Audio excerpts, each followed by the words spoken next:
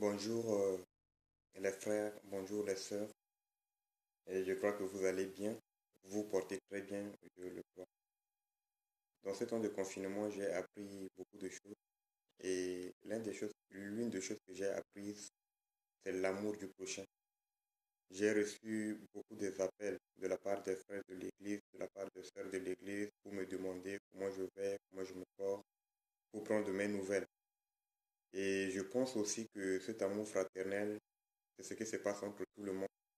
De par les nouvelles que j'ai, j'appelle aussi certains frères, que j'appelle certaines sœurs pour avoir de leurs nouvelles. Mais ils étaient très joyeux, très joyeuses aussi de me dire que de temps en temps les frères les appellent, les sœurs les appellent pour avoir de leurs nouvelles. Voilà l'amour fraternel, voilà l'amour du prochain, voilà l'amour que Jésus-Christ nous a demandé. Ce matin, j'ai eu à cœur de méditer ensemble avec vous la parole de Dieu, de partager un verset de la parole de Dieu afin que nous puissions la méditer ensemble. Et c'est dans l'évangile de Matthieu au chapitre 16 et les versets Matthieu, Matthieu chapitre 16, les versets 13 jusqu'à 16. Matthieu chapitre 16, le verset 13 jusqu'à 16. Je vais faire la lecture. Jésus étant arrivé dans le territoire de Césarée de Philippe, demanda à ses disciples, qui dit-on que je suis, moi le Fils de l'homme? Ils répondirent, les uns disent que tu es Jean-Baptiste, les autres Élie, les autres Jérémie ou l'un des prophètes. Et vous, leur dit-il, qui dites-vous que je suis? Simon-Pierre répondit, tu es le Christ, le Fils du Dieu vivant. Alléluia.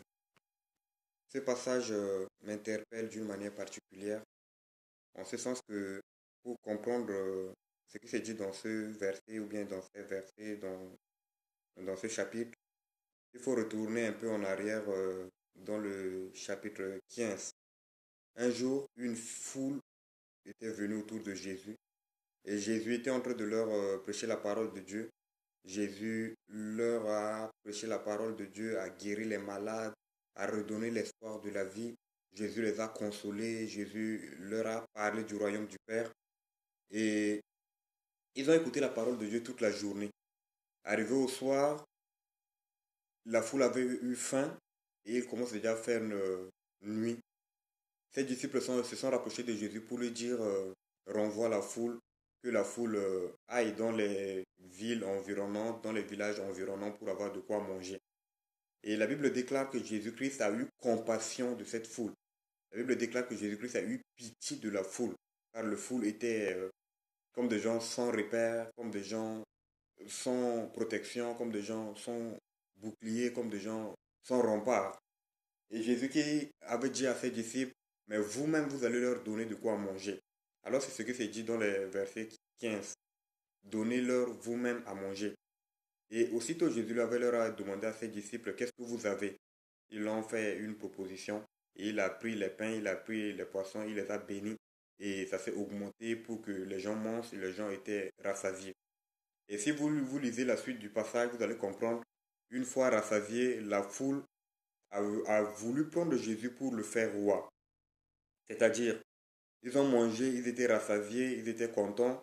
Et pour eux, voilà un homme qui a les qualités, voilà un homme qui a les potentialités que nous cherchons pour le consacrer roi. Et lorsqu'on va le consacrer roi, on aura de quoi manger à tout moment, on aura le bien matériel à tout moment, on aura la guérison à tout moment, on aura la santé à tout moment, on va procurer le bonheur. C'était la conception de la foule.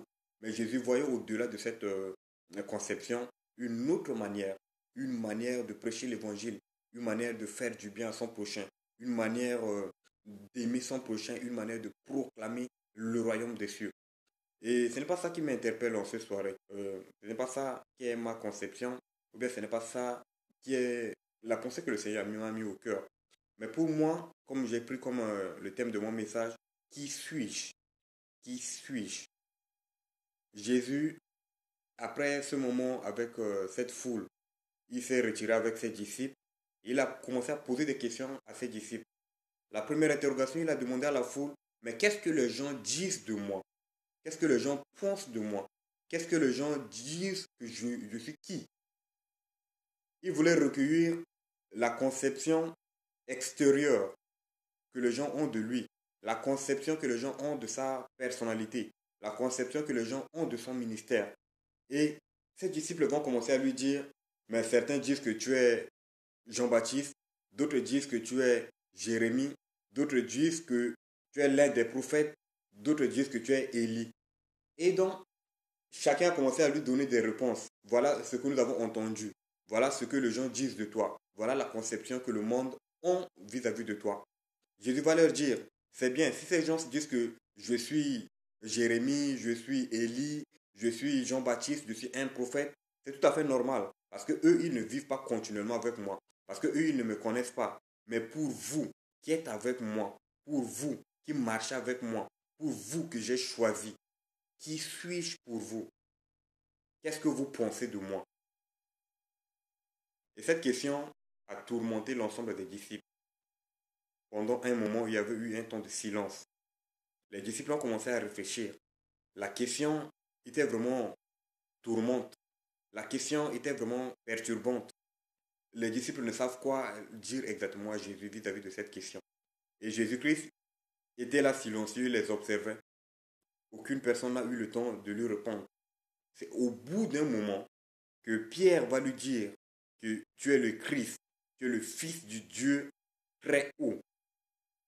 Cette réponse de Pierre, lorsque vous allez lire la suite des versets, vous allez comprendre que Jésus va lui dire, ce n'est pas toi qui m'as donné cette réponse, mais c'est mon Père qui t'a révélé cette réponse.